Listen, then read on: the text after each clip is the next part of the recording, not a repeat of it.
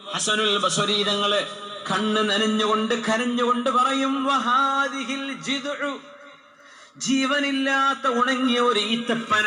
ഹബീബിനെ ഒന്ന് കാണണം, എന്റെ ഹബീബ് എന്നെ ഒന്ന് തൊടണം എന്ന് കൊതിക്കുമ്പോൾ ജീവനുള്ള മുഅ്മിനീങ്ങൾ എത്ര കൊതിക്കണം എന്റെ ഹബീബിനെ സ്വപ്നത്തിലെങ്കിലും ഒന്ന് കാണണമെന്ന്, എന്റെ ഹബീബിനെ യഖ്ളത്തിൽ കാണണമെന്ന്, ശഫാഅത്ത് കിട്ടണമെന്ന്, മദീനയിൽ അന്തിയുറങ്ങണമെന്ന്. ഇതൊക്കെ മുഅ്മിനീങ്ങൾക്ക് കൊതിക്കാലോ.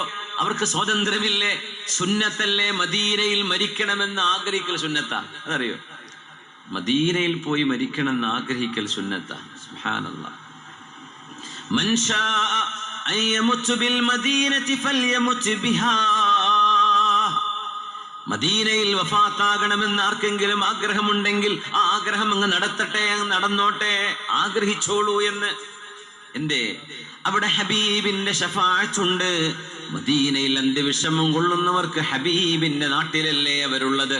ഹബീബിന്റെ ജിവാർ, ഹബീബിന്റെ സാമീപ്യം, അവിടുത്തെ ഒരു നെയ്ബർഹുഡ്, ആ നെയ്ബർഹുഡിന് പോലും അല്ലാഹു മഹത്വം നൽകുന്നുണ്ട്.